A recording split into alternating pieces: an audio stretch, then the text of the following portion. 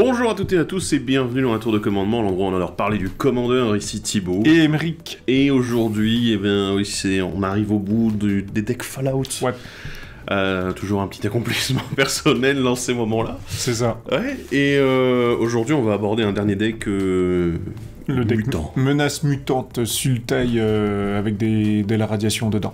Voilà, donc ça va être assez drôle. Ouais. J'en ai fait le tour, voilà, je me suis informé un peu avant. Ouh. Il y a des trucs à dire. Il y a Ouais, des trucs à dire.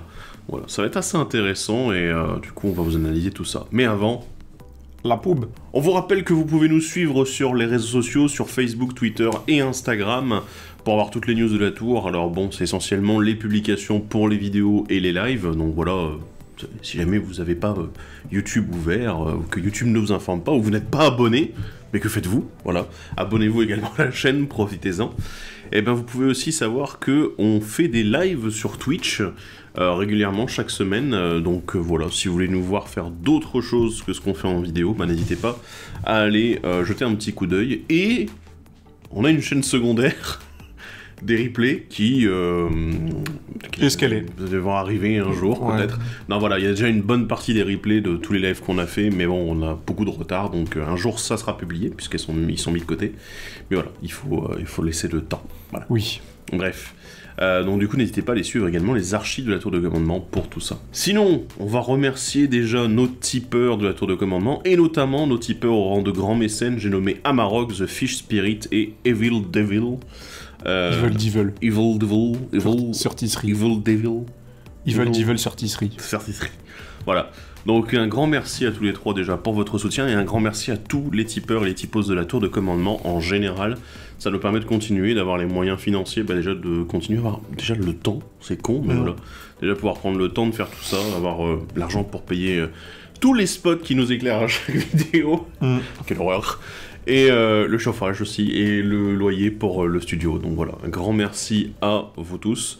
Et si jamais vous avez les moyens et si jamais vous appréciez ce qu'on fait, n'hésitez pas à aller dans la description de la vidéo, sur Tipeee, et voilà, vous pourrez nous soutenir également financièrement à la hauteur de vos moyens.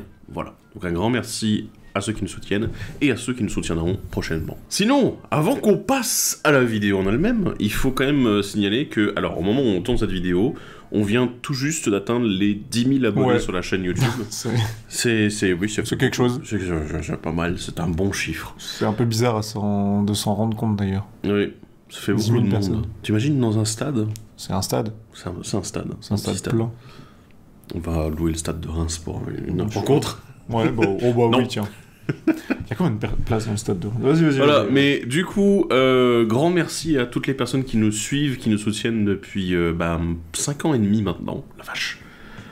Ah ouais, ça met un petit coup de vie aussi là. Oh la vache. Donc bon, grand merci à vous tous du coup pour votre soutien. Ça fait extrêmement plaisir de voir que vous êtes toujours de plus en plus nombreux à apprécier ce qu'on fait, mais aussi parfois à découvrir. Il y a de la place au stade de Reims, c'est ça? On peut faire la moitié du stade. Ah bon, on peut faire la moitié. On fait que la moitié, c'est pas assez. D'accord, ok. Bon, pour les 20 000 alors. Oui. Du coup, voilà, ça fait toujours plaisir de voir que vous êtes là, vous êtes au rendez-vous et que vous êtes au taquet, quoi. Il y en a de plus en plus d'entre vous qui nous découvrent et qui découvrent également le commandeur par la même occasion parfois. Bienvenue. Bienvenue en enfer. La première dose est gratuite. Donc voilà, grand merci à vous toutes et à vous tous. On a prévu de faire des petites choses pour les 10 000 abonnés. Notamment, alors, je vous annonce le truc le plus banal qui soit, mais mine de rien qui est assez important. C'est vraiment, ça va être la célébration des 10 000 à la vanille. Il va y avoir une foire aux questions. Voilà. On va faire une FAQ. Alors...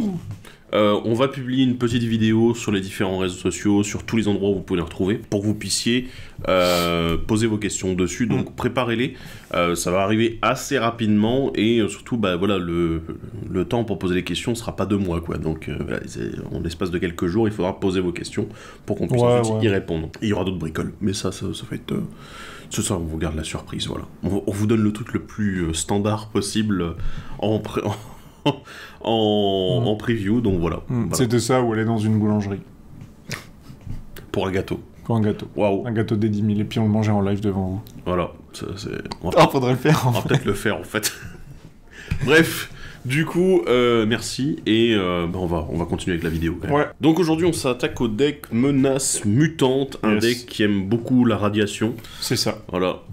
Donc La là, en fait, radioactivité, c'est ça. Et en gros, dans l'esprit du deck, ils se sont basés sur tout ce qui n'est pas vraiment humain et qui peuple les wastelands ou les terres désolées de l'univers de Fallout.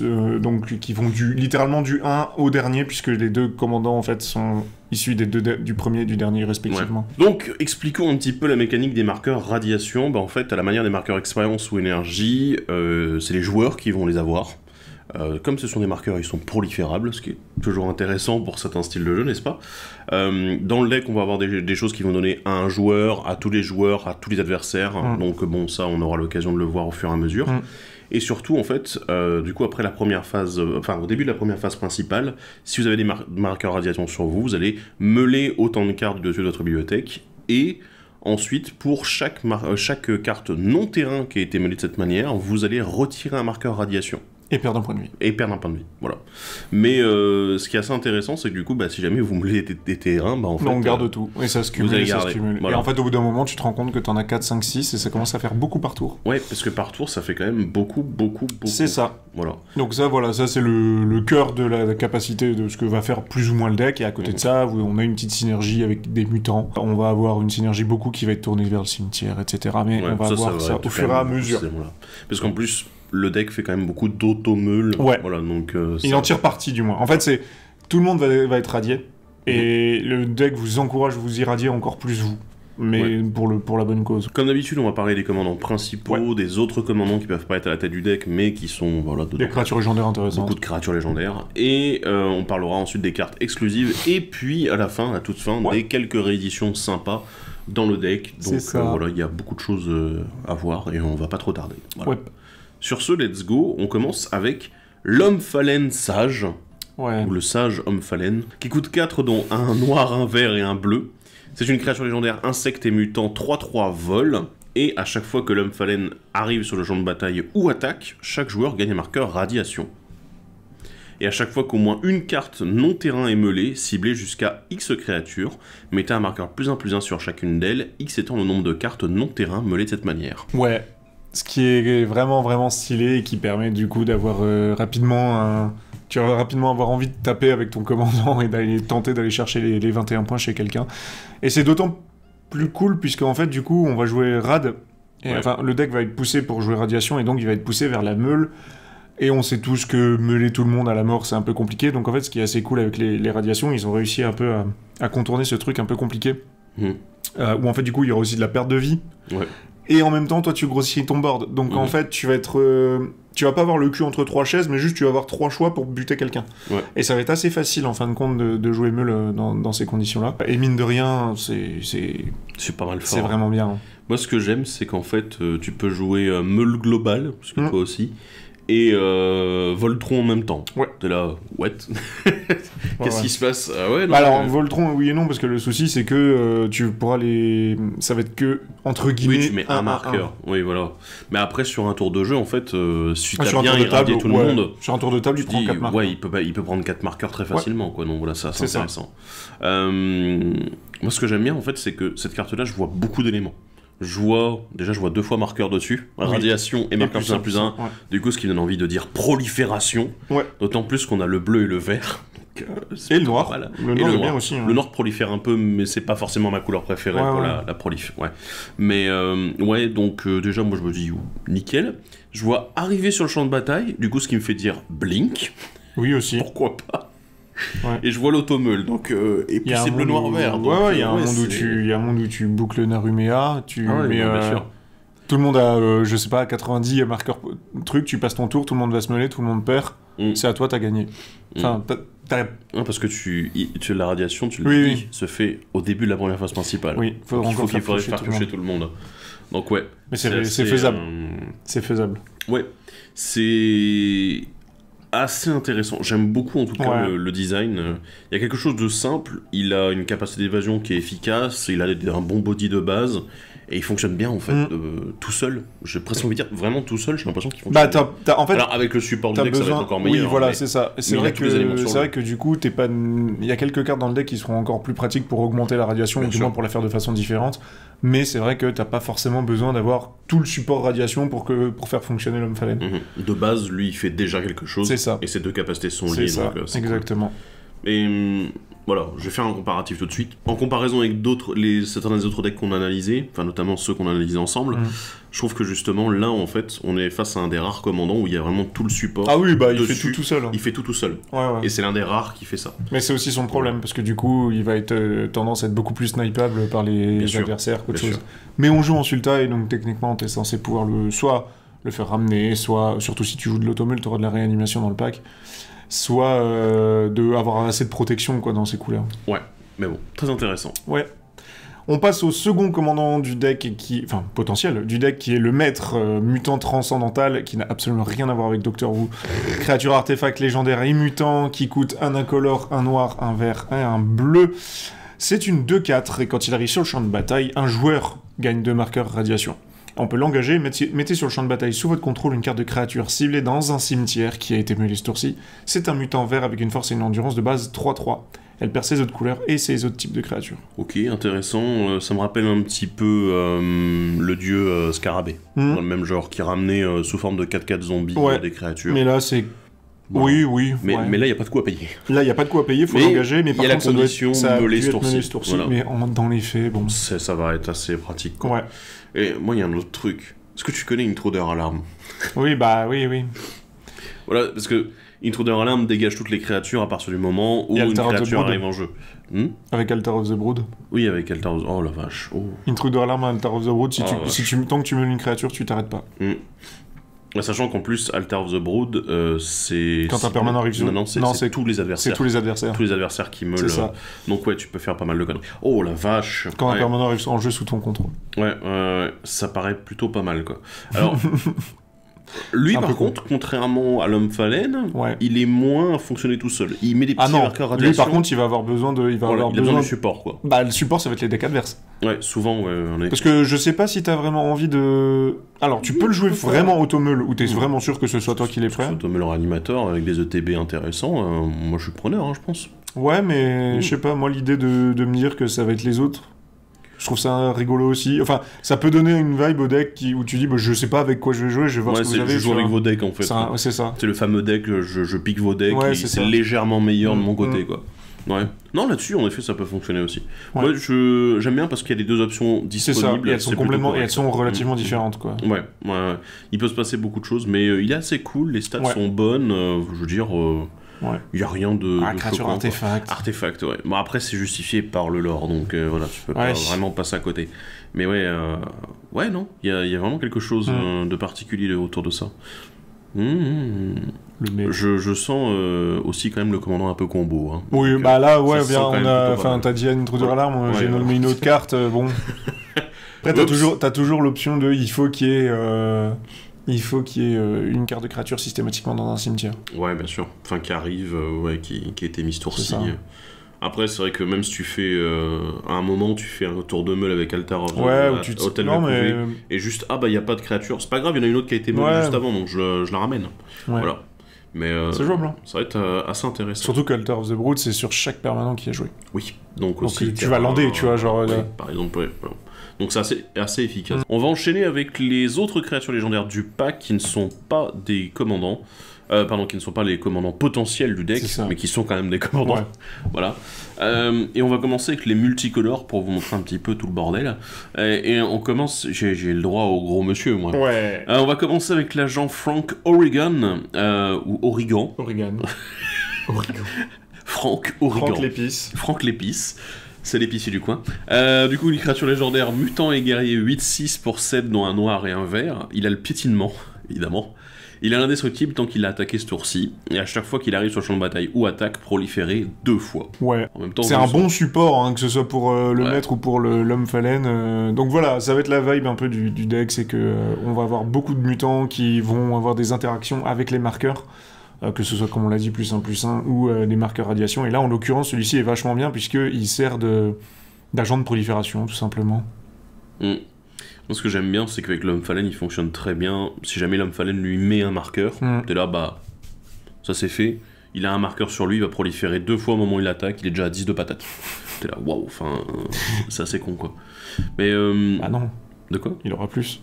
Pardon, à 11. Ouais. Oui, parce qu'il prolifère 2 fois. Proliférer 11 Il plus gagne en son marqueur, plus, plus il prolifère 2 Si, fois. admettons, pour une raison X, Y, Z, t'as un adversaire qui avait encore un marqueur rad qui traînait, il se retrouve avec 3 marqueurs rad, et si t'attaques avec lui et l'homme phalène, il en a 4.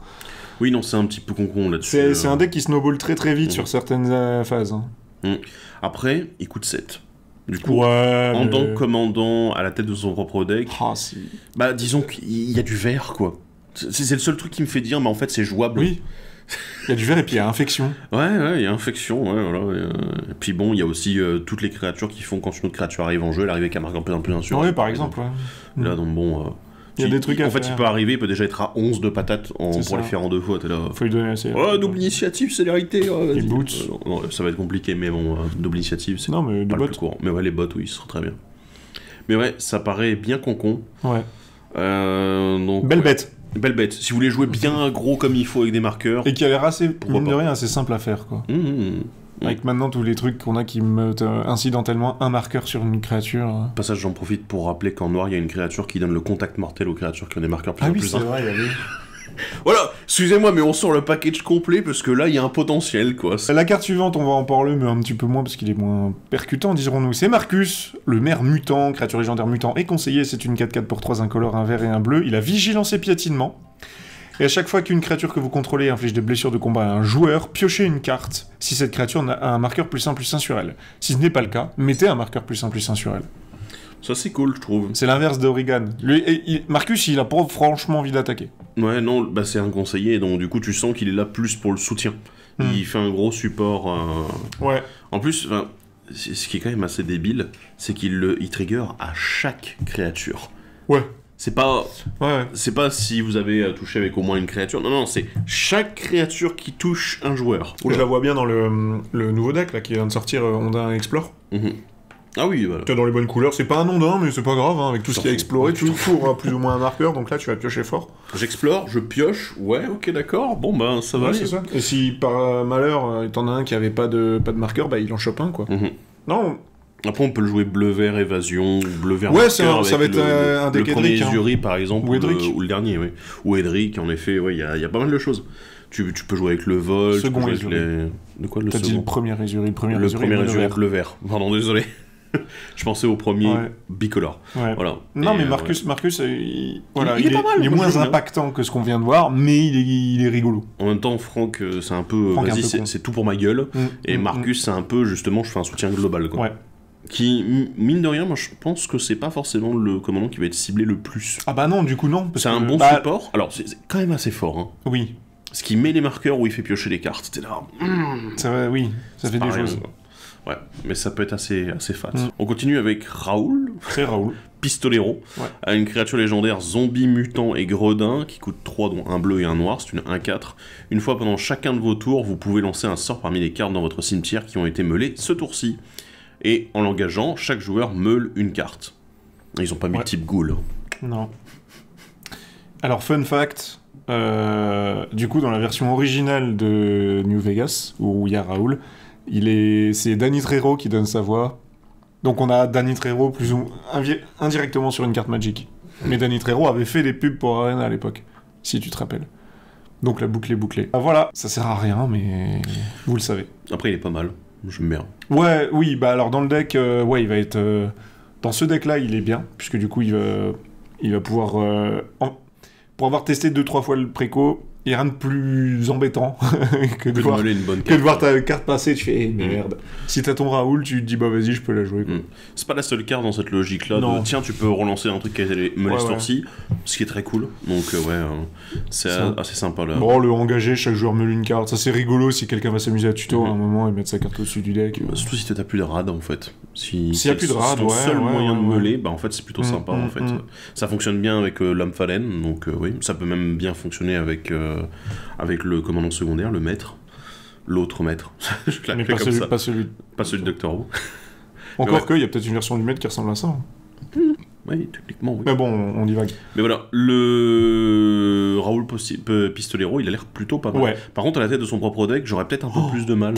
Parce que sans le vert, automeule, j'ai un peu plus peur. Ouais, Sur maintenant, le côté récupération. Ouais, ça je suis d'accord. Après... C'est pas injouable non plus. Non, c'est pas injouable. Mais par contre, dans d'autres decks zombies, Tu sais, genre Giza et Geralf ou Scarab God ça peut être pas mal. ou Bah, Vilelt. Ouais, t'as peut-être 2-3... C'est un bon zombie parce que du coup, il te permet de... Enfin, t'as quand même pas mal de trucs qui disent, bah, meule-toi pour augmenter les cartes de ton cimetière et faire des trucs. Raoul va te permettre aussi de pouvoir rejouer une carte en plus, donc pourquoi pas. C'est un petit côté Muldrota à la con, mais Ouais. très limité. Non, mais le Rota, par contre, c'est très bien. Dans Muldrota, Si c'est vous pas jouez trop au mal, Rota, ouais. Voilà. Mais bon, ouais, intéressant. Et je crois que c'est un des premiers commandants Enco où on en parle autant. Oui. Voilà, ceux de C'est vrai. l'édition, pas mal. On passe au suivant avec Jason Bright, prophète luminescent. C'est une créature légendaire zombie mutant et conseiller. C'est une 2-3 pour 2 incolores et un bleu. À chaque fois qu'un zombie ou un mutant que vous contrôlez meurt, si sa force était différente de sa force de base, piochez une carte. Et il a volé avec moi. Pour 2 incolores et sacrifier une créature, mettez un marqueur +1/+1 sur une créature ciblée que vous contrôlez. Elle acquiert le vol jusqu'à la fin du tour. C'est un homme brillant. Oui. Désolé. Bravo. Non, mais il y a tellement de vannes. Oui. C'est pas possible, quoi. Donc bon, ouais. Bah voilà, c'était là le... Tribal zombie. Ouais, ou... Bah alors- Ou là, bah, le support mutant dans le deck dont on parlait, tu vois. Ouais. Avec la phalène, tu piocheras systématiquement une carte. Ouais, parce qu'en plus, comme c'est sa force différente de sa force de base, t'es là, bah, tu te dis, ouais, mais les marqueurs, du coup, ça fonctionne. Donc Oui. il est très synergique avec le Ouais. reste. On a en plus le fait de pouvoir sacrifier pour mettre des marqueurs sur une créature, et t'es là, ah mais attends, ouais, mais si tu sacrifies une créature qui a été boostée Ouais, précédemment, tu pioches déjà ta carte. en fait, tu boucles Ouais, déjà, ouais, en ouais. fait, t'es déjà en train d'anticiper la mise d'un marqueur C'est sur ça, une autre créature. c'est ça. Et après, sinon, dans les decks Tribal zombies, zombie. bah, ça marche Génial. parce que tu auras tout le temps un lord quelque part, donc Ouais. ils auront systématiquement une force différente. C'est ça. Même les plus petits lords, je me souviens qu'il avait le servant de Lyanna qui donne un +1/+0. Plus 1, plus 0 au pif. Là, bah ouais, mais ça ouais, marche. ça fonctionne, quoi. C'est excellent. Après, la tête de son propre deck, alors là... C'est très Nos compliqué. bleus, c'est compliqué. Sauf si tu fais zombie et mutant. Mais là, tu vas devoir racler les fonds de panier pour trouver des trucs. Ouais, il va falloir vraiment trouver le... Ouais, mais Par avec contre, Mutant, c'est un deck très bien, le deck. Mutant, t'as la capacité de greffe du premier Ravnica avec les Simic Oui. où t'avais des bleus qui étaient mutants. Oui, aussi. Mais c'est t'es vrai. limité. Ouais, c'est quand même T'es limité super genre à 10 limité. cartes, je crois. Ouais, là, c'est racler les fonds de tiroir. Je le jouerai pas en tant que commandant, par Non. contre, en support dans les decks où il va être joué, c'est génial. C'est pas trop mal. Et il est très bien ici, Mm, donc ouais, ça fonctionne plutôt pas mal. On continue avec l'anomalie du deck, je pense qu'on va l'appeler comme ça. Piper Wright, journaliste de Public, une créature légendaire humain et détective qui coûte 2 dont un bleu, c'est une 1/2, et à chaque fois... À chaque fois. Pardon, excusez-moi. à chaque fois que Piper Wright inflige des blessures de combat à un joueur, enquêtez autant de fois.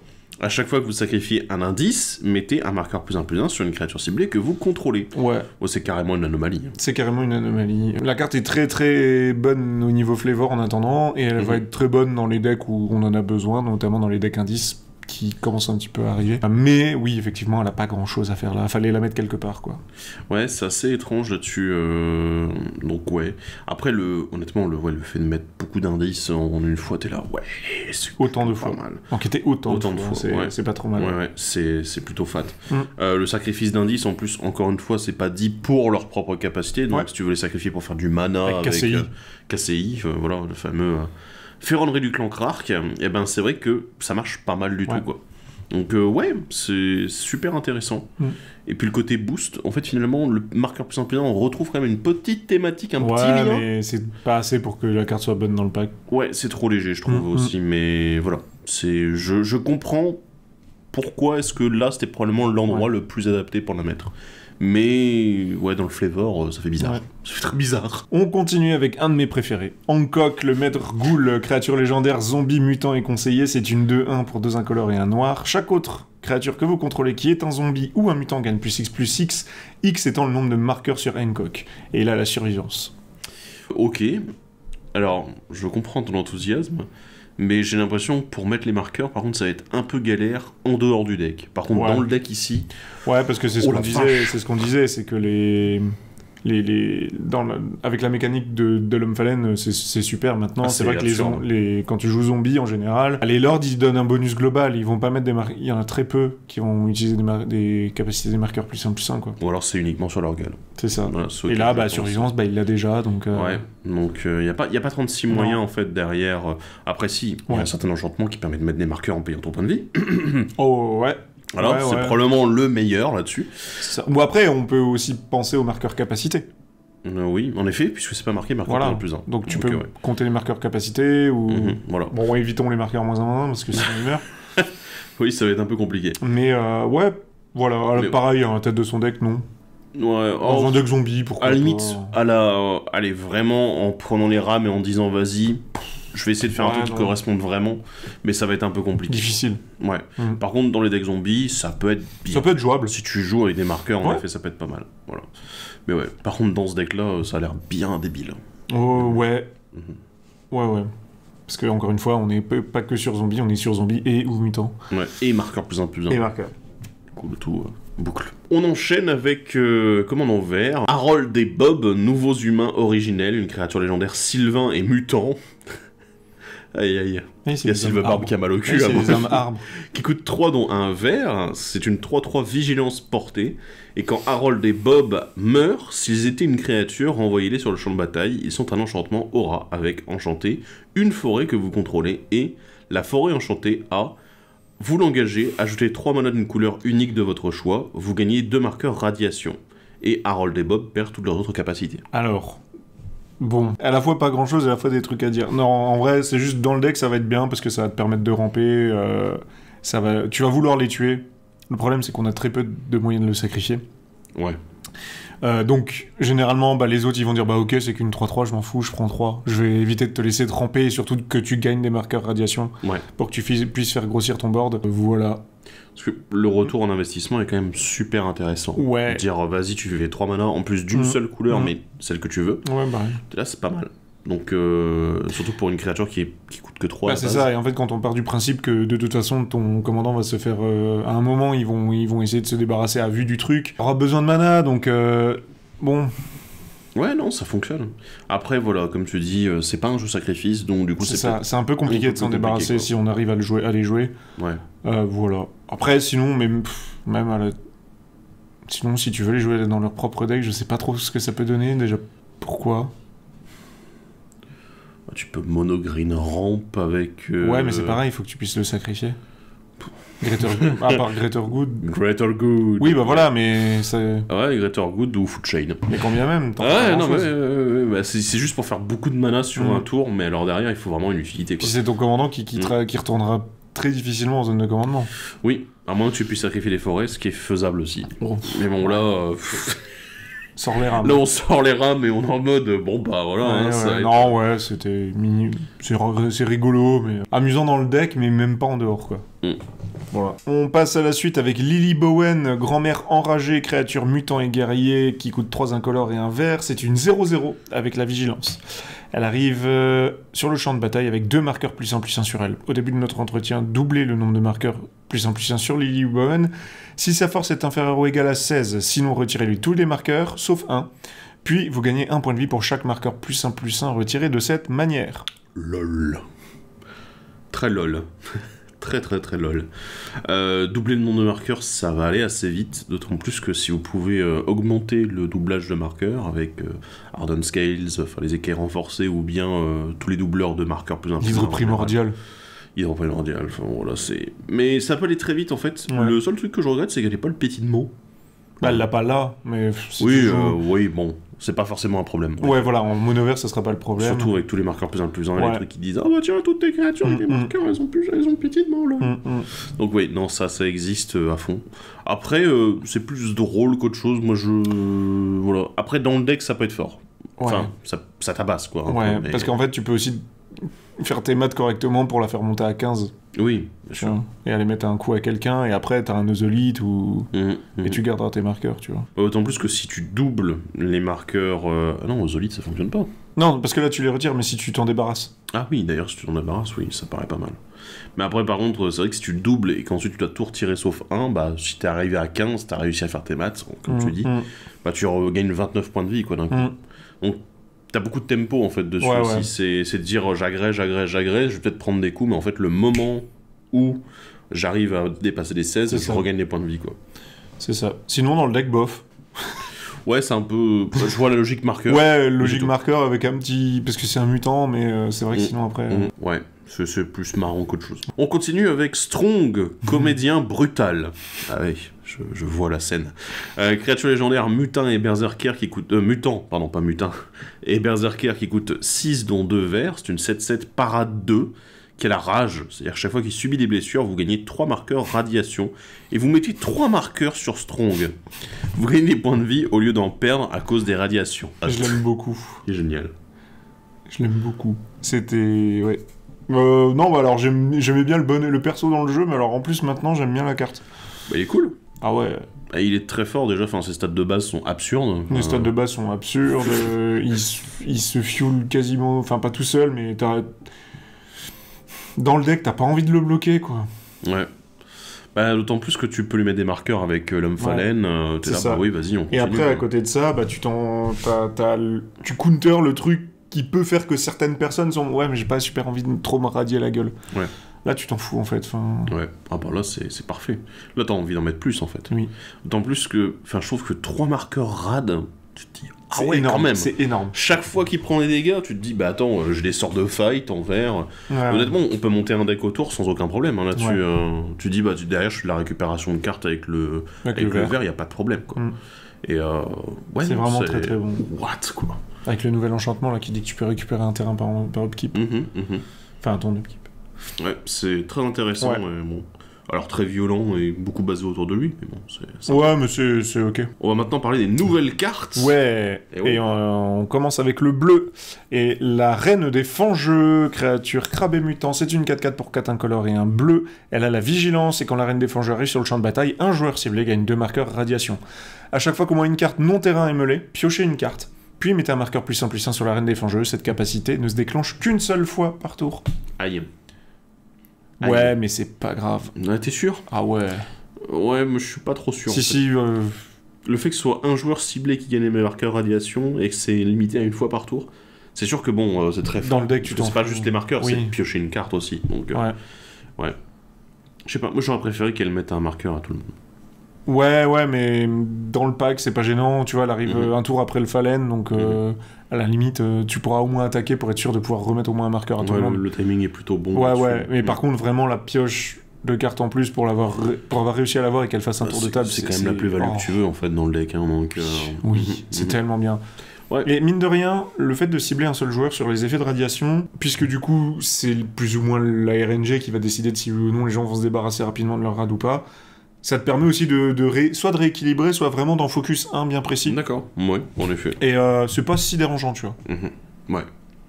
Mais ouais, c'est intéressant, en effet. Mais le côté marqueur +1/+1, moi je passe un peu. Voilà. C'est pas grave, c'est ça. Disons que dans le but du deck, vu que tu vas déjà avoir tendance à avoir quelques créatures qui vont devenir grosses rapidement, c'est juste que c'est un moyen de faire de l'overkill sur un truc, quoi. Ouais. On continue avec un nouvel éphémère qui s'appelle l'orage radioactif, qui coûte 4, dont un bleu. Il a le déluge, donc il se copie chaque fois, quand vous le lancez pour chaque autre sort lancé avant celui-ci. Et proliférer. Voilà. Et comme dit le texte, le flavor text, ciel vert la nuit, goule ravi. Oui. J'aime beaucoup. Il fallait de toute façon que... Bon, après celle-là, on la connaissait depuis longtemps, elle faisait partie des premières cartes qui avaient été spoilées, et dès le début j'ai fait « Oh mais j'ai trop bien !» C'est vraiment fort. Il y a 2-3 commandants à mon avis qui vont apprécier celui-là. Le Mizix, le retour. Ah ouais, Mizix là. Ah mais Mizix là. Ah, attends, je vais proliférer. Ah vas-y, ouh. Bah ça va te permettre de passer rapidement au nombre que tu as besoin d'avoir de marqueurs expérience, tu vois. Bah d'autant plus que si tu as 3 marqueurs expérience avec Mizix, en lançant Orage Radioactif, déjà tu gagnes un marqueur supplémentaire. Ouais. Et du coup, what? Alors dans le deck là, elle est pas trop mal. Bon, sympathique. J'ai pu le faire 3 fois. En la lançant. 3 copies?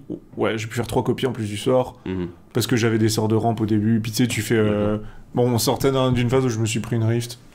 Ouais, donc tu re-rampes, tu fais rampe, orage, tout le monde reprend des marqueurs, foison, et puis on est reparti.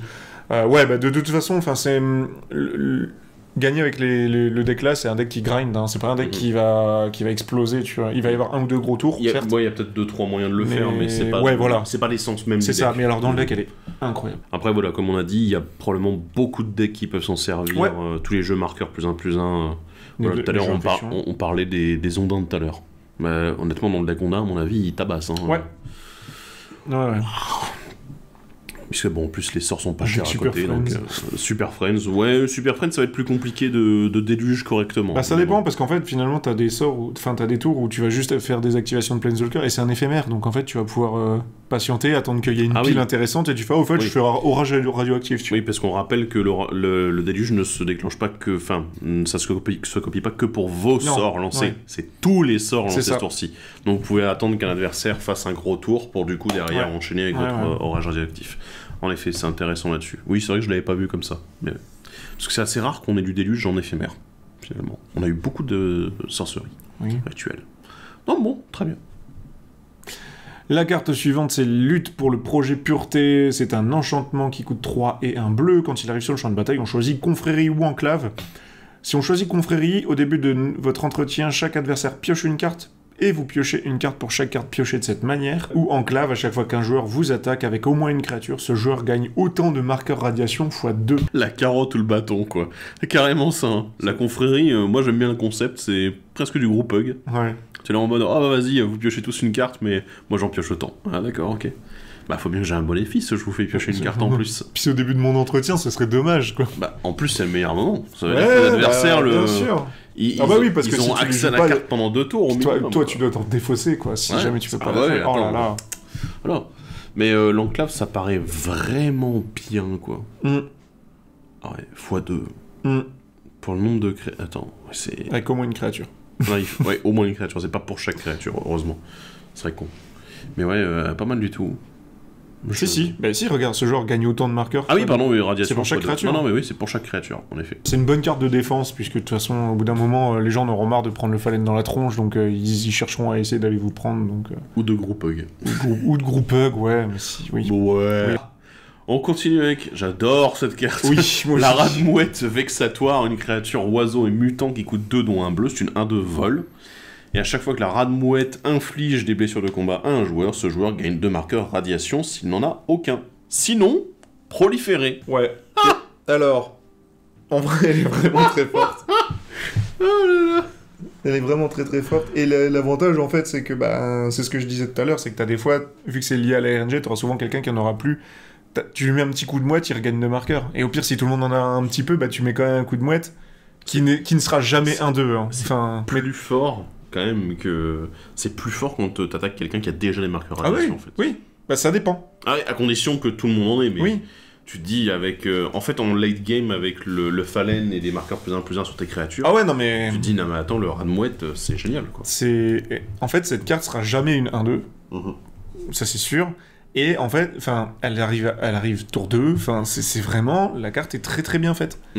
Elle sera jamais inutile. Non. Je vois aucun moment où...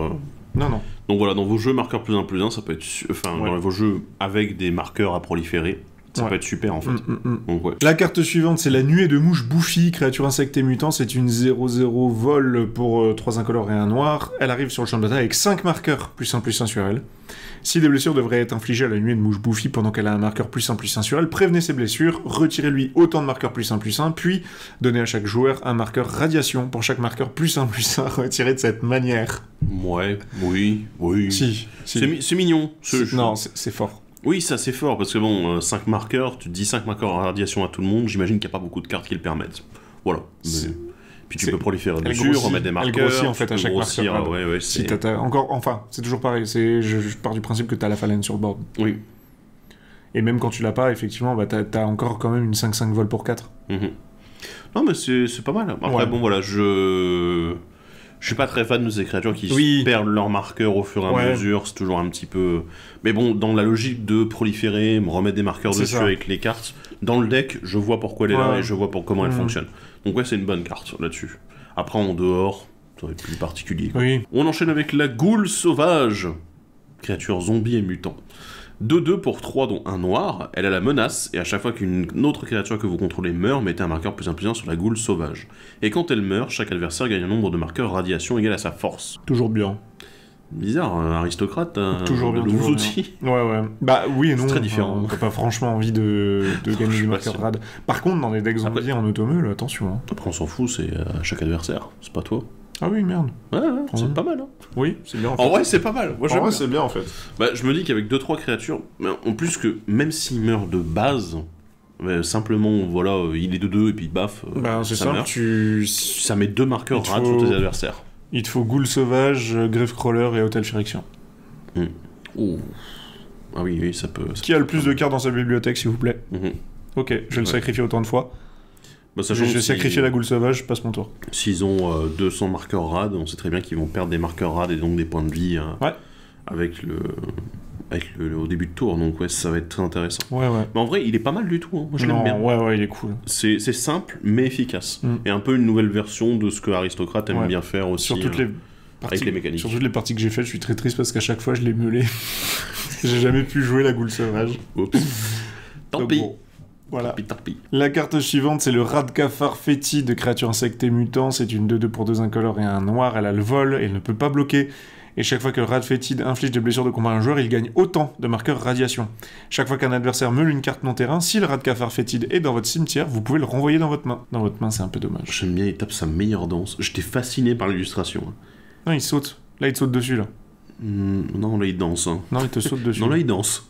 Je te jure qu'il te saute dessus. Votez dans les commentaires. Est-ce qu'il saute dessus ou est-ce qu'il danse? Mais j'aime bien, il est très efficace. Ouais, et si tu peux le booster. Dommage qu'il renvoie dans ta main. Ouais. Oui. Oui. C'est un peu dommage. Oui, bien sûr. Et il peut pas bloquer, en plus.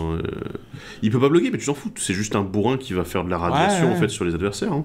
Donc ouais. Puis pour peu que tu le grossisses, plus tu lui mets des marqueurs plus 1 plus 1, plus il va mettre de C'est ça en fait, c'est une nouvelle forme d'infection en fait, ou de toxique, Oui, si ouais, on veut faire comme ouais. ça. Mais c'est la logique quoi derrière, c'est dire bah tiens, hop, vas-y, tu vas gagner autant de marqueurs radiation. Si tu le mets 5-5 par exemple, c'est déjà largement suffisant. Tu dis 5 marqueurs rad, c'est... Les adversaires ils vont douiller. Hein. Ouais. Donc bon. Ouais, c'est vrai, ça. C'est assez efficace, je trouve, et ça tombe assez tôt dans la partie. Donc Oui. bon, intéressant. On enchaîne avec, ah bah évidemment, fallait Oui. qu'il y en ait une, un rituel qui s'appelle les retombées radioactives, qui coûte X et 2 noirs, et chaque créature gagne 2 fois moins X jusqu'à la fin du tour. Chaque joueur gagne X marqueurs radiation. Voilà. Bon, Mais il n'y a pas grand chose de plus à dire. C'est une très bonne race qui utilise le moins X plutôt que de détruiser, donc c'est très bien. Ouais. Et en plus, c'est flexible, tu vas mettre de la radiation, donc très très bien. je me dis que à X égale 3, quand même, un -6, là tu pètes tout. Hein. Il y a- Je l'ai fait à 10, c'était vraiment très bien. Ouais, voilà. J'étais obligé. Après voilà, Alors, est-ce que ton objectif c'est En fait, de l'avantage raser aussi, le board, ou bien c'est que ton board à toi, généralement, tu vas avoir 3 ou 4 créatures, pas plus. Hein. Ouais. Mais vu qu'ils vont grossir à chaque tour, Mhm. tant que tu arrives à continuer à mettre des marqueurs fuel, enfin des marqueurs rad, pardon, et bah du coup, ton X à toi, il est vachement plus flexible. Oui. Et tu peux te permettre de mettre effectivement, comme tu as dit, pour 5, mettre -6, toi ton board, tu le gardes quasiment. Mhm. Mais c'est très efficace en fait, parce Ouais. que tu te dis un -6 pour 5 mana, plus les marqueurs Ouais, radiation, ouais, c'est vraiment bien. c'est pas mal du tout. Mm. Le design est bon, hein, j'aime bien. L'élu est très cool aussi. La carte suivante, c'est la Sulfurie Stridente, créature chauve-souris et mutant. C'est une 5/5 pour 4 incolores et 2 noirs. Elle a le vol et la menace. À chaque fois qu'elle attaque, chaque joueur gagne 2 marqueurs radiation. Et à chaque fois qu'au moins une carte non-terrain est mêlée, vous pouvez créer autant de jetons de 2 noirs, zombies et mutants. Ne faites ceci qu'une seule fois par tour. Ok, bon c'est dommage pour une seule fois par tour, mais ça sera largement suffisant parce qu'avec les marqueurs rad, comme c'est à chacun leur tour, Et t'en crées autant. ouais, t'en crées autant, donc c'est très efficace quoi là-dessus. Mais c'est pas mal, j'aime bien le fonctionnement. Ça Ouais. évite surtout que tu fasses de la meule pour les tours Ouais. adverses en plus et C'est que ça. ça t'en tire trop au bénéfice. ça. Oui, parce que- elle est fat quand même. Alors parce que du coup, le truc, c'est que sur les marqueurs rad, on fait pas 1, puis 1, puis 1. Non, c'est tout en Tu même fais temps. tout en même temps, Oui, et ensuite on regarde ce qui est perdu. c'est pour le nombre de marqueurs rad. À la différence, notamment parce qu'on la voit parce que la carte fait parler beaucoup d'elle à cause du deck de la Mesmeric Orb, Oui. où elle c'est 1, puis 1, puis Oui, 1, c'est puis 1. capacité de lancer à chaque fois pour Voilà. chaque permanent qui se C'est dégage, ça. en effet. Ouais. Sulfurie stridente, ouais. Ouais, Je regrette presque qu'elle soit si grosse parce que ça fait qu'elle Oui. est très chère. Ouais, bah ouais, mais dans le deck c'est pas trop un problème, dedans il y a tout le package culture et Mhm, tout, donc mhm. c'est pas ça, on s'en fout. Mais en fait l'avantage surtout c'est que tu vas avoir tendance à vouloir attaquer avec tes créatures qui ont de l'évasion pour Ouais. pouvoir avoir certains triggers, notamment là par exemple t'attaques, tu Mhm. veux avoir des marqueurs. De toute façon, Et jusque-là- l'avantage c'est que les zombies t'en auras et ils vont rester au sol et ils vont attendre, tu vois. Ouais, j'ai l'impression qu'il y a un plus des rôles de support pour tout Ouais. ce qui est non volant Oui, et des rôles aggro en fait pour ce bah qui oui est parce volant, qu'on a de beaucoup... manière à augmenter les rades. Regarde, on a vu notamment. le cafard, la mouche, la mouette, tout vole. Ouais. Donc effectivement, t'es obligé d'avoir du... Et c'est le côté aggro qui veut plus augmenter la radiation, donc c'est parfait. Ouais, Quoi. ouais. Il y a un Elle a un petit côté titan des tombes, celle-là. petit côté A avec les stats, les avec deux zombies. stats, ouais, un petit peu, ouais. Un petit peu, marrant. en effet. On enchaîne avec la dernière carte du noir, qui est la première saga qu'on voit dans ce deck. C'est l'abri 12 Nécropolis, qui coûte 6 mana dont 2 noirs. Le premier chapitre dit chaque joueur gagne 3 marqueurs radiation. C'est simple. Le chapitre 2 crée X jetons de créatures 2/2 noirs, zombies et mutants, excitant le nombre total de marqueurs radiation parmi les joueurs. Et le chapitre 3, mettez 2 marqueurs +1/+1 sur chaque créature que vous contrôlez, qui est un zombie ou un mutant. C'est ce que fait une saga. T'as un mode 2, mode 3, et c'est en continuelle évolution pour suivre ton plan de jeu, donc ouais, c'est cool. Ce que je regrette juste... Le mode 2 peut être vraiment fort. Ouais, ça peut... Oula, oui. Parce que moi, le léger détail, c'est le coup de mana. 6 mana, je trouve ça pas grave. Un petit peu cher. Ouais, oui. Après, mettons que tu rampes, tu peux la sortir tour 4. Et en fait, Oui, moi, ce qu'il y a, c'est que tu vas avoir tendance à vouloir avoir un bon mode 2 pour pouvoir ensuite booster correctement. Le problème, c'est que sur 3 marqueurs radiation, et des fois, en fait, tu vas pouvoir enlever les 3, en fait. Tu vois, d'un coup. L'abri 12, c'est dans le 1. Oui, mais je regarde... je me spoil un peu, parce que je suis en train de faire le 1 en ce moment. Mais spoil pas. On va passer au vert, et on commence avec l'acolyte de la cathédrale. Créature humain éclair, c'est une 1/2 pour 1 et 1 vert. Chaque créature avec un marqueur sur elle que vous contrôlez à la parade 1. Et on l'engage, mettez un marqueur +1/+1 sur une créature ciblée qui est arrivée sur le champ de bataille ce tour-ci. Alors je vois la logique, mais... c'est pas un mutant. Bah non, c'est un des enfants d'Atome. D'accord. Mais oui, d'accord. Je suis un peu deg d'ailleurs que la seule représentation qu'on ait de cette faction-là, ce soit ça. Mais après, pourquoi pas. Bon, c'est bien, c'est vert, en vert c'est fort parce que il y a beaucoup de trucs qui vont avoir des marqueurs, et là ça protège en plus. Bon, disons qu'en dehors du deck, là il y a plein de decks qui peuvent la rentrer. Ouais, pas de problème. c'est ça. C'est très bien. Non, bah ouais. Le deck humain. Oui, le deck humain, le deck marqueur avec du vert, il y en a plein. Plein. Non, elle est très bien. Ouais, non, pas de souci. Bah, c'est plutôt bon. Oui, c'est simple et ça fonctionne, quoi. On a ensuite le luminescent, une créature zombie et mutant 2/2 pour 3 dont un vert.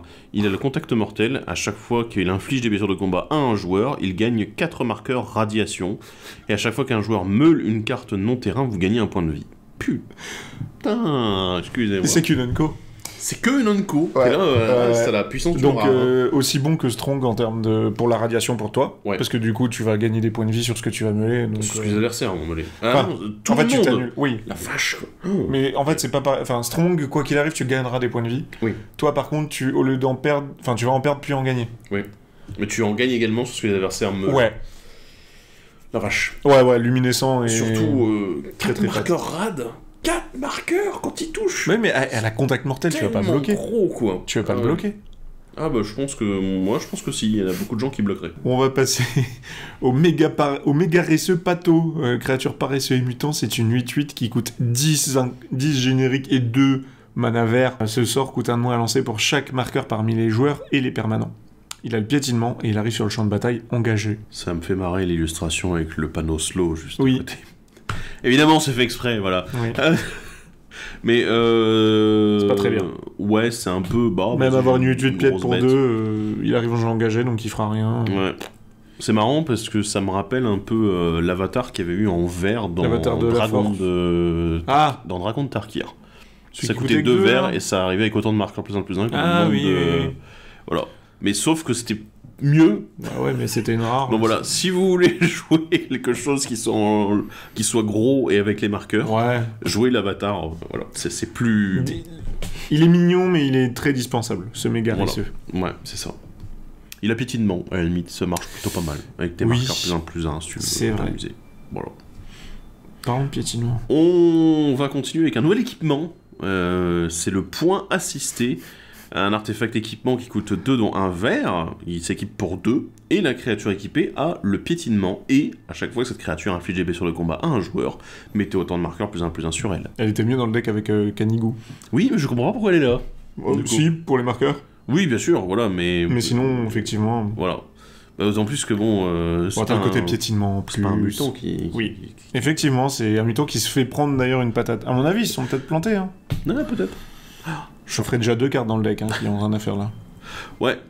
Mais bon, ouais, sympa. L'équipement est très sympa. Très mais par contre, voilà, si vous avez pris plusieurs decks et que vous avez celui-ci avec Kanigou, mettez celui-ci dans le deck Kanigou, ce sera beaucoup mieux. Est-ce que vous connaissez Galta? Parce que je suis sûr que Galta adorerait ce point insister. Je vois bien Galta avec des petits points, oui, là, oui. des petits gants. Ou l'autre, là, Ah, mais l'autre, là, de Kamigawa... Tu te rappelles de Kamigawa, l'ogre qui doit être enchanté, équipé et avoir un marqueur plus Kozai, un marqueur... Ouais. Ouais, tu l'avais monté en plus. Ouais. Et c'était assez con comme deck. Ouais, Mais je me dis, avec ça, ça paraît vraiment bien. Ouais, bah d'autant plus que ça met des marqueurs, donc encore un des trucs qui nécessite sur Kozai pour piocher. Ouais, non, rigolo. Ouais. Oh. La carte suivante, c'est le Yaoguai déchaîné, créature ours et mutant. C'est un ours. C'est une 2-2 pour X et 3 verts. Elle a vigilance et piétinement. Il arrive sur le champ de bataille avec X marqueurs sur lui. Et quand il arrive sur le champ de bataille, détruisez n'importe quel nombre d'artefacts et ou d'enchantements ciblés avec une valeur de mana totale inférieure ou égale à X. C'est mignon. Ça va te permettre en général, je pense, d'en enlever 2 ou 3. Ouais. Je préfère mon fléau du progrès en fait. Bah oui, voilà. oui. Mais bon. Mais c'est un ours. C'est un ours. Ouais, je suis pas sûr. Ouais, après, il y a vigilance piétinement, même en 2-2 pour 3, ça peut être ok, quoi. Ouais, surtout qu'en fait, dans le deck, il va pouvoir grossir après. C'est soit t'investis du mana tout de suite, tu vas enlever 2 enchantements un peu chiants, oui, ou bien 2 sûr. artefacts, ou... Voilà, ou... Après, c'est pas la carte qui me... Qui te hype. Ça Oui, non. me percute pas plus que ça, quoi. Je veux dire, je dis, ouais, bon, ok, c'est pas un mal. nouvel ours mais... pour Ayula. Ouais, voilà. Bon, pourquoi pas. Oh, lui, il est trop bien. On va continuer avec le cultivateur de Pommate. Une créature zombie et mutant et paysan, qui est une 1-4, qui coûte 3, dont un vert. Il a touche terre, donc ça veut dire que ça va être de la merde. À chaque fois qu'un terrain arrive sur le champ de bataille sous votre contrôle, vous pouvez gagner 2 marqueurs radiation. Et en l'engageant, mettez sur le champ de bataille, sous votre contrôle, et engagez une carte de terrain ciblée dans un cimetière qui a été meulé ce tour-ci. Tu veux le prendre chez les autres? Quelle horreur! C'est trop bien. En vrai, il est très drôle. Et du coup, si tu mets un créateur de jetons en touche terre, plus Intruder Alarm, tu peux faire une boucle. D'accord. Peut-être. Ah, mais moi je vais trouver des boucles partout. Oui, oui. Non, mais oui, voilà, d'accord, ok. Oui. Moi, en vrai, ce qui est bien avec celui-là, c'est que c'est un tu peux. Donc t'es pas... Oui. Même si le deck te pousse vraiment à t'en mettre plein la tronche niveau radiation. Si tu te dis, ouais, non, c'est bon là. Voilà, je vais éviter de faire la merde. t'es là, j'en ai déjà 6, 2, on va attendre. Ça va. Et l'avantage, c'est comme tu peux récupérer les terrains chez les adversaires aussi. C'est trop bien. C'est génial parce que quand ils se meulent les terrains, eux ils savent que je perds pas de points de vie. Par contre, je garde les rades. Ouais, mais moi je récupère ton terrain maintenant. Ouais. Donc, voilà, c'est très intéressant là-dessus. J'aime bien le concept. Le seul truc que je trouve sympa. dommage, c'est qu'il faille l'engager pour... Enfin, le deck ne t'offre pas de moyen de le dégager facilement. Tu vois ce que je veux dire? C'est peut-être un peu justifié quand même. Oui. Mais j'aime beaucoup. Puis c'est... Voilà, il a une bonne tête. Enfin, bref, c'est le cultivateur de Pommate. Voilà en tête. On passe à la... Oh bah oui, tiens, quelle belle transition. On passe à la suite avec le Ratser Vigilant, créature élan et mutant. C'est une 2-2 pour 2 incolores et un vert. Il a l'évolution. Donc à chaque fois qu'une créature arrive sur le champ de bataille sous votre contrôle, si sa force ou son endurance est supérieure à celle de cette créature, mettez un marqueur +1/+1 sur elle. Et à chaque fois que le Ratser Vigilant évolue, créez un jeton qui en est une copie. What? Et ce qui est bien, c'est que la créature évoluée sera toujours 2-2. Donc en fait, tu peux vraiment en faire beaucoup. Ouais, c'est marrant. C'est mignon. Après, le jeu, Est-ce avec le truc marqueur +1/+1, ça marche pas très bien. Ça marche un peu, mais pas non plus. Bah, le problème, c'est que, il faut que ça évolue. Oui. C'est pas le fait de mettre un marqueur qui fait que. Ouais, en effet. Donc, sympa, mais peut-être pas dans le bon deck, tu vois. Ouais. Par contre, il y a des decks où ce truc-là peut se gaver, tu vois. On va passer aux cartes multicolores avec l'écorcheur alpha. Oui. C'est un lézard et mutant qui coûte 6, dont un noir et un vert. C'est une 6-6. Il a la menace et le piétinement. Ok. Et quand il arrive sur le champ de bataille ou devient monstrueux, détruisez un permanent ciblé, et il devient monstrueux en payant 7 mana dont un noir et un vert, et c'est monstruosité 4. Donc il gagnera 4 marqueurs +1/+1. Ouais. Bon, c'est pas mal. Ouais. Menace plus piétinement, ça fait quand même beaucoup. Hein. Ouais. T'as pas l'air convaincu par le truc. Je suis rarement convaincu par les trucs qui disent juste, détruisez un permanent. T'es là, bon, sur une créature... Elle peut le faire 2 fois. Oui. Bah en fait, en soi, c'est meilleur que, par exemple, je vais prendre le golem météoritique, en gros, oui. par exemple. Mais voilà, je sais pas, moi, je suis un petit peu pas trop hypé par ce genre de cartes. C'est un peu des cartes de value. Après, je vois l'intérêt dans le deck, par contre, il est là. C'est un mutant, il a une capacité d'évasion, double capacité d'évasion très forte, qu'on voit rarement ensemble, d'ailleurs, finalement. Parce que donc, c'est un peu... j'ai envie de dire, la menace contrecarre un peu le piétinement, de toute façon. Donc, pourquoi pas. Mais en dehors du deck, moi je la jouerais pas. Probablement pas. Voilà, c'est pas le genre de truc qui m'intéresserait. Par contre, dans le deck là, je comprends complètement l'idée. Voilà. Je l'ai mis dans le... Je l'ai enlevé du deck, actuellement, et il est dans le deck, tu sais, de Jurassic Park où j'ai besoin des mots-clés. Ah oui, bah oui, il y a 2 mots-clés dessus, donc c'est Parce pas que, mal. c'est 2 mots-clés, comme tu dis, qui sont pas souvent ensemble, donc Non, autant en en profiter, effet. quoi. Ouais. Ouais, mais oui, dans le deck, complètement justifié. Le fait que ce soit qu'il chope la enfin, qu'il ait monstruosité, c'est un bon rappel aussi dans le jeu, où Ouais. quand les trucs sont légendaires, tu sais, ils récupèrent leur barre de vie à la con, là, et ils deviennent plus grands et plus forts. Ça, Mais ouais, non, c'est cool. C'est cool. La carte suivante, c'est un éphémère, s'appelle Atomisé. C'est un éphémère, du coup, qui coûte 2 incolores, un noir et un vert. Détruisez un permanent non terrain ciblé, proliféré. là, ça me parle un peu plus, tu vois. Ah bah ouais. Ah, c'est Ouais, pas ouais. mal, ça aussi. C'est très bon. Parce que dans ces termes-là, souvent, on a eu des cartes à 4, en effet, qui permettaient de détruire des permanents non terrain. Ouais. Tac. En éphémère, en effet, ça existe. Mais là, le petit proliférant en plus, bah, pour certains styles de jeu, ça va être très bon, en fait. Hein. Voilà. Ouais. Ça fait une grosse différence là-dessus. Donc, ouais.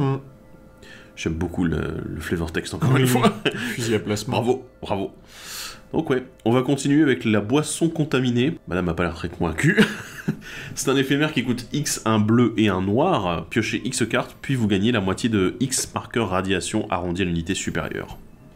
Ouais. Dans le deck, c'est très fort. J'ai envie de dire, c'est un peu fort en général. Hein. Ouais. Si t'as pas peur de jouer avec ton cimetière, Bah, c'est très fort. Puis au pire, t'es dans les couleurs de Thoracle. Non, puis bon, on a Réanimator avec le noir, t'es là. Moi, je trouve que c'est une très bonne carte. Ouais, à partir du ouais. moment où tu joues un peu avec le cimetière, c'est loin d'être un problème. Donc ouais. Puis c'est un éphémère, pioche X. Ouais, il n'y a pas de défaut en fait Non. dessus, je trouve. Et puis c'est que la moitié des marqueurs radiation, Donc ça tu va. peux y aller un peu comme un gros sac. Ça va, quoi. Ça va. La carte suivante, c'est l'avantage mutationnel. C'est un éphémère qui coûte un incolore, un vert et un bleu. Les permanents que vous contrôlez avec des marqueurs sur eux acquièrent la défense talismanique et l'indestructible jusqu'à la fin du tour. Prévenez toutes les blessures qui devraient être infligées à ces permanents ce tour-ci. Proliférez. Ça me rappelle celui qui faisait piocher aussi, qui est indestructible. Mais voilà. Ce qui fait piocher. J'ai oublié pour 3 mana, dont un vert en éphémère. Ah oui. Voilà, j'ai oublié, désolé. Il est dedans après. Voilà. Il est dans les dedans, rééditions. c'est bien, voilà. Mais Appel inspirateur. oui, c'est ça, un peu l'aspirateur, merci. Mais l'avantage mutationnel, bah, c'est juste une meilleure version, parce qu'on a... Ouais. C'est une intervention héroïque avec un fog plus de la prolifération. Mais que pour ce qu'il y a des marqueurs. Pour 3 mana Pour 3. Stupide. Vraiment, c'est très fort. J'aime beaucoup. Pour les jeux marqueurs plus 1 plus 1, ça va être vraiment stupide. Et encore une fois, le flavor text. Mon tuyau. Ouais. Non, mais ça va, c'est pas mal. Là, ils font beaucoup de bonnes choses. On continue avec le Nocturne Embusqueur. C'est une créature mutant et guerrier. Ouh, il a une sale gueule, lui. Il coûte 4, dont un bleu et un noir. C'est une 4-4. Il a la parade 2. Et quand il arrive sur le champ de bataille, un joueur ciblé gagne 4 marqueurs radiation. Et il ne peut pas être bloqué tant que le joueur défenseur a un marqueur radiation. On approche des cartes de... c'est pas de fin de game, mais t'as vraiment envie de le jouer un petit peu plus tard, là où t'as déjà ton board et tes effets de rad. Comme ça, en fait, le joueur que tu vas cibler, t'es sûr que tu vas pas faire que de le meuler, tu vas émeuler et pouvoir récupérer un terrain et pouvoir piocher, enfin, tous les effets qu'on a vus avant. Mais là, on est sur du tapage. Et après, tu le tapes, quoi. Après, tu vois, même s'il fait gagner quand même 4 marqueurs radiation, ce qui est pas mal, je trouve que c'est une bonne stat de ce qu'on a vu depuis le début du deck. Mais bah en fait, c'est juste un bourrin derrière. Oui, il fait rien. Il n'y a rien d'autre. Non. Après, par contre, il a une double enfin une protection et une évasion. Ouais, oui, sur une 4-4 pour 4. Oui, bien sûr. C'est sympa, mais ce que je veux dire, c'est après, que c'est pas non plus. Il fait pas d'avantage, quoi. C'est juste qu'il tape. Ouais. Mais c'est ça peut permettre de terminer un peu la partie. Ça va être une bonne cible. C'est une bonne cible pour les capas de la Fallen, quoi, par exemple. Oui, aussi. La carte suivante, c'est Abri 87, évolution forcée, qui coûte, donc Saga, qui coûte 3 incolores, un vert et un bleu. Au chapitre 1, acquérir le contrôle d'une créature non mutant ciblée tant que vous contrôlez l'Abri 87. Chapitre 2, mettez un marqueur +1/+1 sur une créature ciblée que vous contrôlez, elle devient un mutant, en plus de ses autres types. Et chapitre 3, piochez un nombre de cartes égal à la force la plus élevée parmi les mutants que vous contrôlez. Ok.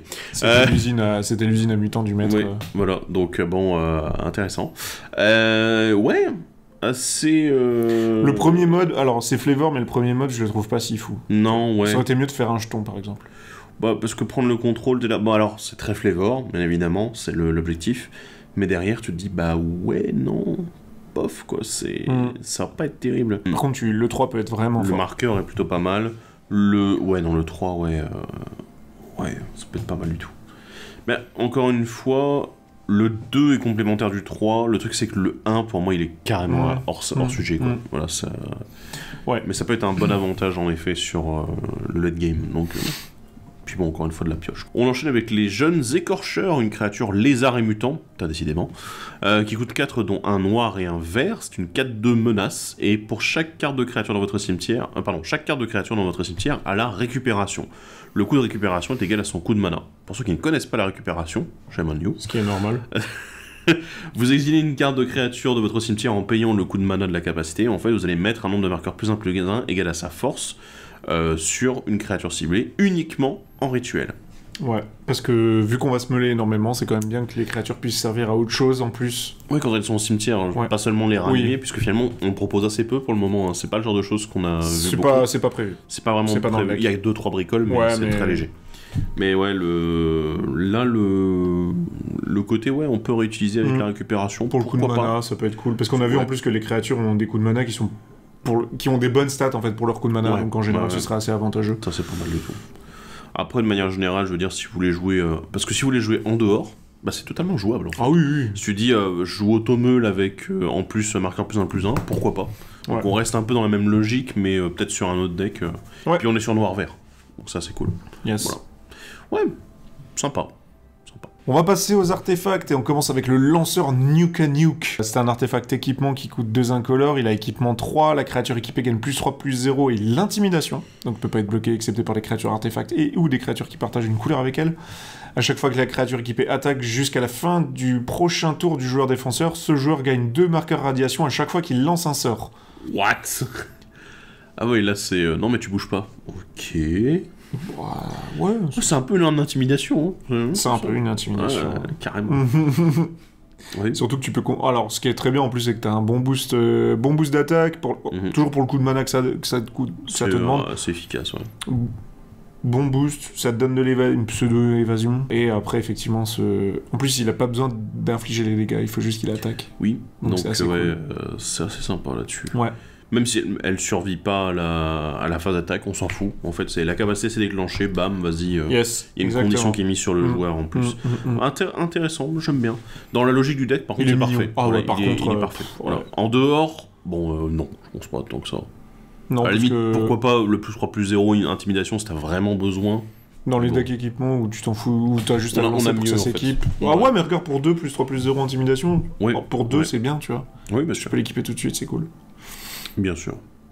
On enchaîne avec un véhicule, l'appareil de reconnaissance Theta, qui coûte 4. C'est une 4/4 quand il est animé. Elle a le vol et pilotage 2. Et quand elle arrive sur le champ de bataille, créez un jeton de créature 0/0 blanche extraterrestre. Mettez un marqueur +1/+1 sur lui. À chaque fois que l'appareil de reconnaissance Theta attaque, proliférez. Les extraterrestres ? Ouais, il y en a un petit peu dans Fallout. D'ailleurs, regarde la gueule du jeton, il est incroyable. Faudrait qu'on le mette quelque part. Regarde, là. Il est là. D'ailleurs, c'est bleu, normalement, pas blanc. Oui, il y a un petit peu d'extraterrestres qui sont vraiment très...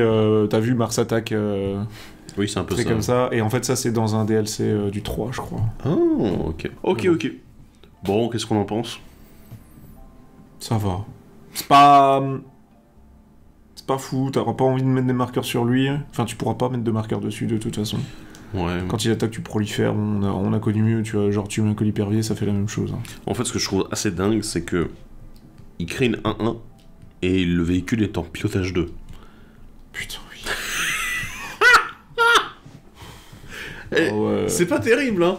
Alors après, bon, c'est vrai qu'on a eu des véhicules qui donnaient les créatures, en fait, pour pouvoir être pilotées, mais là, quand même, quoi. Là, c'est dommage. Ah, c'est dommage, Ouais. C'est un peu nul, même. Bon, c'est pas grave. Après, proliférer à l'attaque, pourquoi pas. Sur une 4x4, sur un véhicule vol, moi, je suis plutôt preneur. Oui. Pourquoi pas. On passe à la suite avec la figurine Force, artefact figurine qui coûte 3 incolores, on peut l'engager pour un mana de la couleur de notre choix, et pour 3 incolores on l'engage, mettez X marqueur ciblé, X marqueur +1/+1 sur une créature ciblée, X étant le nombre de figurines que vous contrôlez, n'activez que lorsque vous pourriez lancer un rituel. Bof. Bah on a qu'une seule figurine dans le deck, donc... Ah oui, en plus. Bah oui, parce qu'elles sont 7. Donc, ouais, c'est la dernière, donc... Il y en a eu 2 dans chaque, sauf dans celui-là. Mais... Okay. Ouais, non, c'est pas terrible. D'activer que en rituel en plus. Ouais. On s'en fout, c'est nul. En fait, ça aurait été... Il y aurait au moins pas eu cette condition-là, j'aurais dit pourquoi pas. Pourquoi pas. Ouais, c'est faisable. Ouais, même... Mais là, non, c'est pas possible. Non. Nul. Par contre, dans un jeu où vous jouez toutes les figurines, pourquoi pas. Ouais. Je veux dire, ou même juste deux. Voilà. 2-3, pourquoi pas. Parlons un petit peu des terrains. Voilà. Oui. Parlons de la base militaire de Mariposa. Posa, je pense. vous pouvez faire que la base militaire de Mariposa arrive sur le champ de bataille engagée. Si vous faites ainsi, vous gagnez 2 marqueurs à radiation. Bizarre.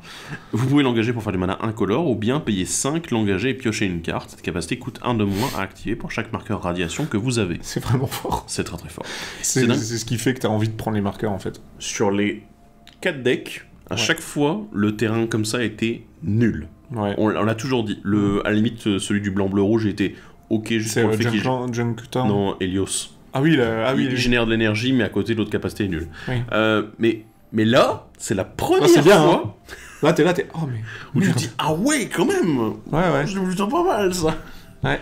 Ouais, mais c'est simple, et ça fonctionne, en Bah fait. oui, c'est simple, il y a marqué piocher une carte. Marqué piocher, Et tu peux payer moins cher. Ouais, mais et le terrain te donne les conditions pour que ça te revienne moins cher. Donc il ouais, effectivement. il est génial. Là-dessus, non, il est très très bien dans la logique du deck et tout. Bon, après, évidemment, si vous jouez pas marqueur radiation, ne le jouez pas, quoi. Je pense que ça, ça fait partie des terrains que tu vas garder dans ce deck-là, spécifiquement. Ouais. Mais ouais. Et du coup, on termine avec le bassin débordant et le marécage irradié, qui sont les 2 derniers terrains que Thibaut n'aime pas trop, et que moi, je trouve qu'ils sont cachés. Voilà. Ouais. Et qui... Dans ce deck-là, alors... Voilà, comme il y avait qu'une figurine, il y a 2 terrains dans ce deck. Voilà, c'est ça. Et pour le coup, en fait, dans ce deck, elles sont quand même assez justifiées parce que les coups colorés sont vachement présents, tu vois, dans les cartes. Donc là, ça va, tu vois. Mais bon. Donc, en termes de réédition, il y a un petit peu de tout, en fait, dedans, mais on reste quand même sur cette logique de marqueur +1/+1. Et il y a pas mal de bonnes choses. En termes de marqueur +1/+1, on a l'évolution bifurcatrice et la menace guide corps. Deux que j'aime beaucoup dans ce genre-là, en mode bah tiens. C'est ça, on a mis cela en avant. Bah, évolution bifurcatrice, on l'avait déjà eu dans le deck Ondin, mais on l'avait jamais eu avant, donc c'était cool. Et menace guide corps, bah, ça fait un bout de temps qu'on l'a pas vu et j'avais un petit peu oublié que ça existait. Bah, je vais pas te mentir. Quand tu joues noir-vert avec le marqueur, tu joues une menace, absolument. Ouais, non, elle est pas mal du tout. Ouais, je m'en souviens bien. Sachant que dans le deck, bien évidemment, ils nous ont remis aussi une Hardened Scales et le Boa. Ouais, donc Boa qui est très bien, puisque ça aussi... Si tu prends un marqueur rad en plus. Ça prend plus de marqueurs radiation, donc du coup ça fonctionne très bien dans cette synergie-là. Par contre, vous ferez attention, parce que j'ai vu quelqu'un jouer le deck, et malheureusement, il y avait un joueur d'infection en face. Oups Donc voilà. Vous ferez attention, hein, si vous voyez du poison en face, vous jouez pas le Boa. Hein. Non, bon, voilà. Donc ouais, ça c'est intéressant là-dessus, on est vraiment sur la logique marqueur. En termes de good stuff, on a Projet Gardien et Traqueuse Infatigable. Ouais, bah pareil, enfin Projet Gardien, très très bien qu'on ait de retour. Bon, c'était dans Ravnica Remastered, mais c'est cool. Toujours bien d'en avoir d'autres copies. Traqueuse Infatigable, pareil, enfin... Là, c'est pas si justifié que ça, quand même. Non, pas tant que ça. Mais en fait, le deck va te permettre de faire quand même pas mal de mana, et des fois, il manque de pioche. Donc, les indices, c'est pas si dégueu, elle gagne des marqueurs avec les indices, donc tu peux proliférer, enfin... Ça va, c'est pas... assez efficace là-dessus. C'est efficace, mais c'est pas... polyvalent. Voilà, c'est pas de la grande truc, quoi. Et enfin, on a Victime de la guerre. Parce que, après tout, pourquoi pas... Parce que toujours plus. Et puis honnêtement, Victime de la guerre, c'est un peu dans le thème. Ouais, c'est ça. Victime, c'est complètement dans le thème. Et alors, elle a un artwork. Magnifique. Magnifique. Voilà. Là-dessus, on a tout ça qui est présent, plus encore plein d'autres cartes. On vous laissera découvrir par vous-même. Mais voilà. Petit bilan du deck. C'est mon préféré des 4. Parce que en deuxième, il y a Énergie qui vient pas loin, mais le truc, c'est que Énergie, c'est une capa qu'on connaissait. Ouais. Là, il y a de la nouveauté. Là, t'as de la nouveauté, en veux-tu, en voilà. Il y a un type qu'on a très peu vu, qui est les mutants, qui est quand même un petit peu soutenu.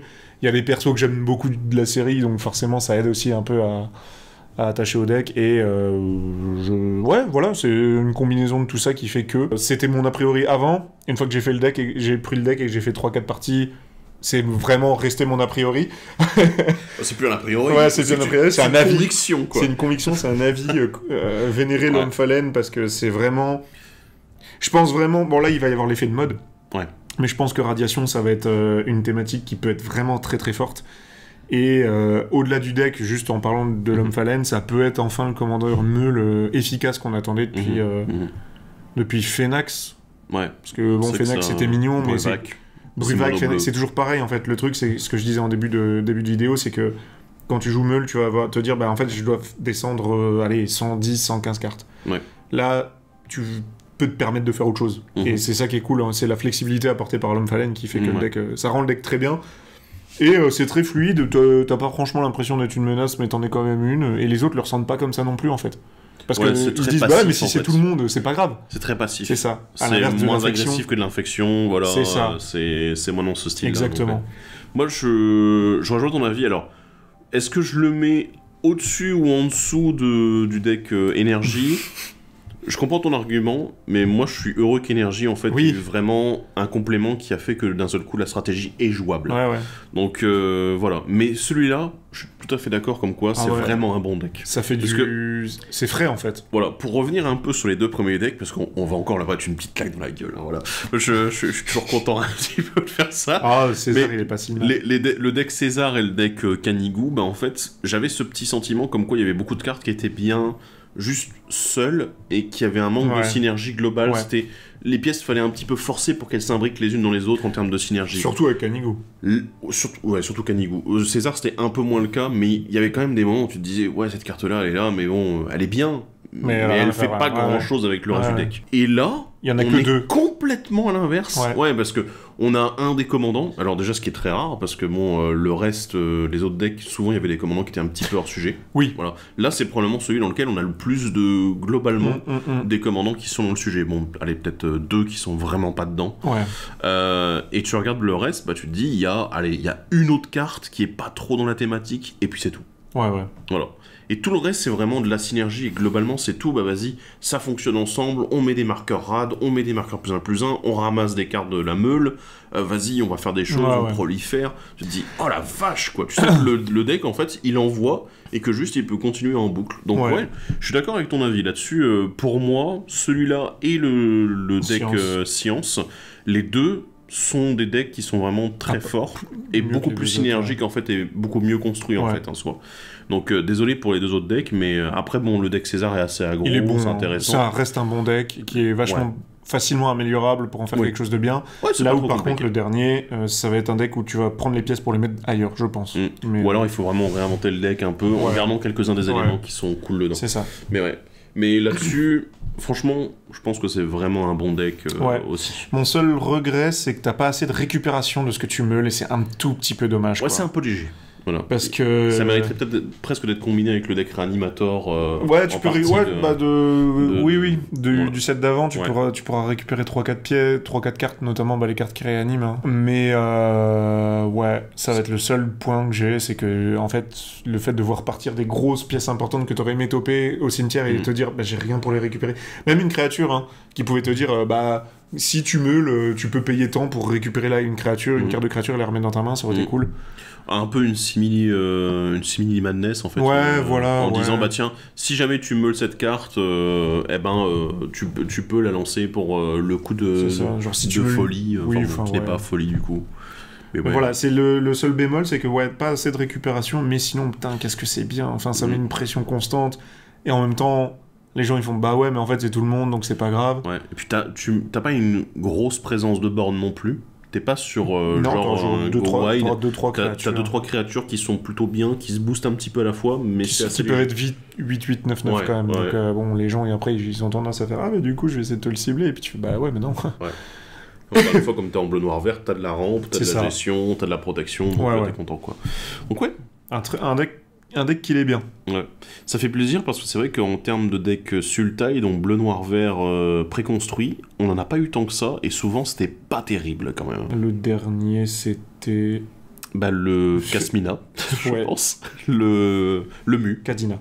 Kadina, pardon. Non, Kasmina, ouais, c'est le Planeswalker. C'était Kadina, le dernier. Kadina, ouais. Et c'est vrai que c'était pas... Bah, c'était Mu, donc le problème, c'est que c'était très thématisé, quoi, là-dessus. Bah, là aussi, tu me diras, mais c'est mieux fait, quoi. Ouais, il y a un peu plus d'ouverture autour des commandants et de la stratégie du deck. Et encore une fois, on sent que c'est des produits qui sont faits à la fois pour les joueurs qui, comme nous, ont de la bouteille, et aussi pour ceux qui en ont rien à foutre de Magic, qui veulent juste un produit Fallout pour jouer avec des potes en soirée, quoi. Après, je les trouve compliqué.